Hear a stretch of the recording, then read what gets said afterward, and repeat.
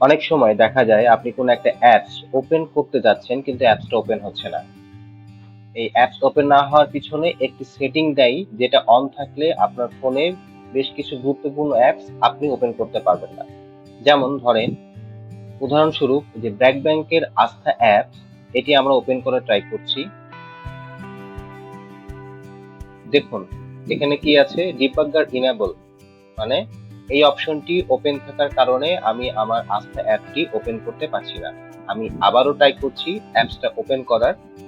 দেখুন আমার অ্যাপসটা কিন্তু কোনোভাবেই ওপেন হচ্ছে না। যতক্ষণ পর্যন্ত এই অপশনটা ওপেন থাকবে ততক্ষণ পর্যন্ত আপনি এই অ্যাপস ওপেন করতে পারবেন না। শুধু এই অ্যাপস না, বেশ কিছু আরো অ্যাপস আছে যেগুলো ডেভেলপার অপশন ওপেন থাকার কারণে আপনি ওপেন করতে পারেন না।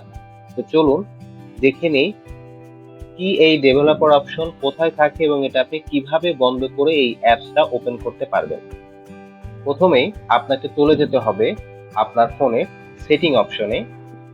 সেটিং অপশনে আসার পরে সেটিং এ ক্লিক করবেন। এরপর আপনি একটি স্ক্রল ডাউন করে নিচের দিকে আসবেন। নিচের দিকে দেখবেন যে অ্যাডিশনাল সেটিং নামে একটি অপশন আছে। এই অ্যাডিশনাল সেটিংস অপশনে আপনাকে ক্লিক করতে হবে। ক্লিক করার পরে আপনি একটু নিচের দিকে আসবেন। দেখেন এখানে লেখা আছে ডেভেলপার অপশনস। এই অপশনটাতে আপনাকে ক্লিক করতে হবে। তো আমি ডেভেলপার অপশনসে ক্লিক করছি। দেখুন ডেভেলপার অপশনটা আমার এখানে অন আছে, এইটা আমাকে অফ করতে হবে।